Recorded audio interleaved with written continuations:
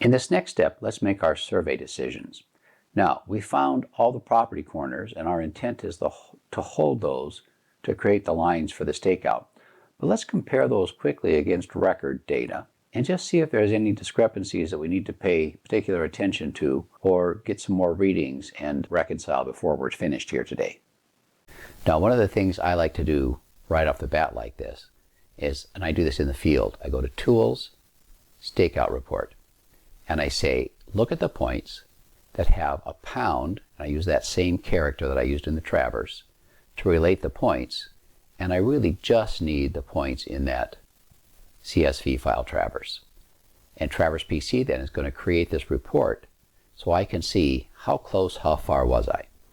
So that neighbor's pin 6, I'm off 8700ths northing and 1300ths easting, and kind of interesting that nothing really is close here, but everything's about the same amount off.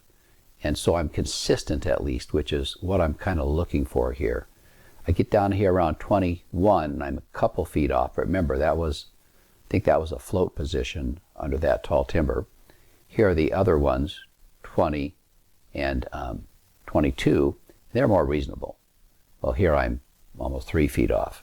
But that's as good as I can get. And this is really just telling me what's the difference between the record positions based on what's filed at the courthouse or in the county surveyor's office and the actual pins. Well, because I found the pins, they hold.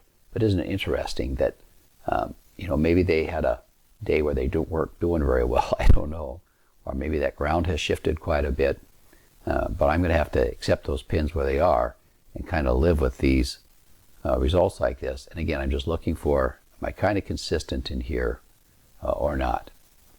So now that I've calibrated my survey to the GNSS positions, I actually can come in and create a new traverse. And instead of lot 19, I can say lot 19 found corners. And I'll go ahead and draw this up the way I've been drawing up everything else. And we're going to draw that with the property lines. And let's just go ahead and recall those points. I've got 7, 8, 20,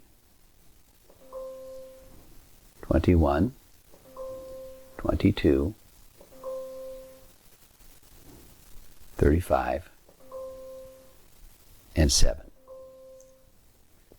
Now it's kind of interesting that now, instead of drawing the record for lot 19, I can turn off the record lot and turn on the as found lot.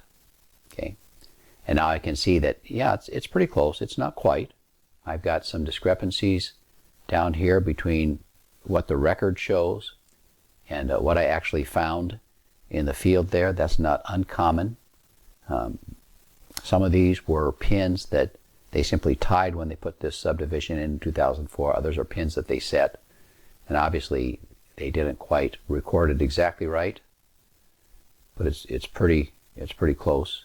I can take a look at these differences and decide whether or not I can accept those or not, or if I need to go back out and tie those again. I accepted the corners where they were, and I know I'm just going to have some differences in here between the record data and the pins that were found.